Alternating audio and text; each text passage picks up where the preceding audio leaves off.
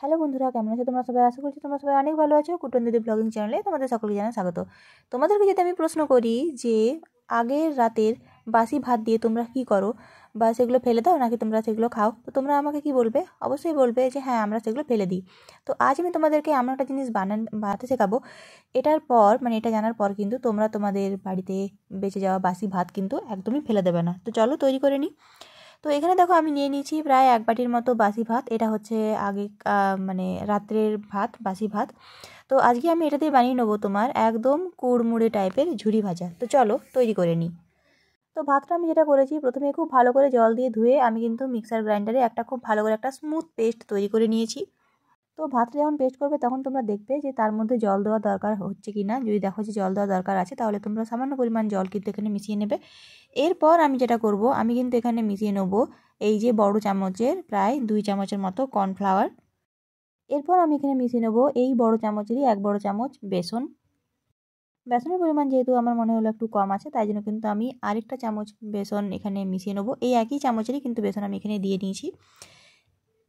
এরপর আমি এখানে মিশিয়ে নেবো প্রায় 1 চামচের মতো নুন। এরপর আমি এখানে মিশিয়ে নেবো 1 চামচের মতো লঙ্কার গুঁড়ো। এরপর আমি এখানে দিয়ে নেবো একদম কম পরিমাণে তোমার হচ্ছে বেকিং সোডা। এরপর আমি এই প্রত্যেকটা জিনিসকে কিন্তু খুব ভালোভাবে নাড়াচাড়া করে নেবো, মানে মিশিয়ে নেবো।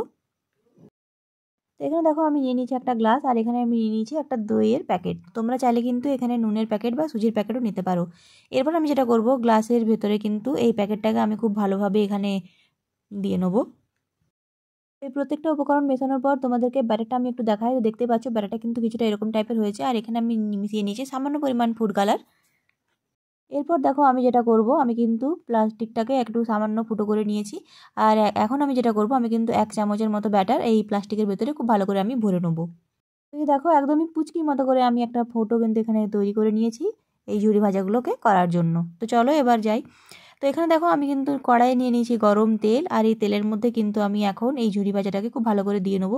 তোমরা কিন্তু তোমাদের পছন্দ অনুযায়ী দিতে পারো। এখানে কিন্তু কোনো পছন্দ নেই যে কীরকম টাইপের তোমরা দেবে, তোমাদের ইচ্ছে অনুযায়ী যেমন খুশি তেমনভাবে তোমরা দিয়ে নেবে।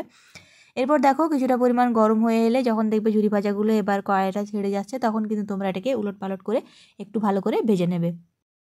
তো এই দেখো খুব ভালোভাবে কিন্তু লাল লাল করে আমি একটু ভেজে নিয়েছি। এরপর আমি এটাকে তুলে নেবো, আর প্রত্যেকটাকে কিন্তু আমি খুব ভালো করে ভেজে নেবো, মানে বাকি ব্যাটাটাকেও আমি এভাবে ভেজে নেবো।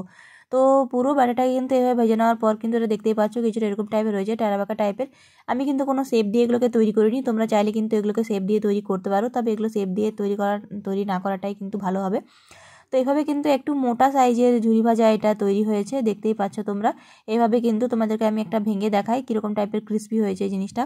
তো তোমরাও কিন্তু খুবই সহজ উপায়ে তৈরি করে নিতে পারবে বাড়িতে।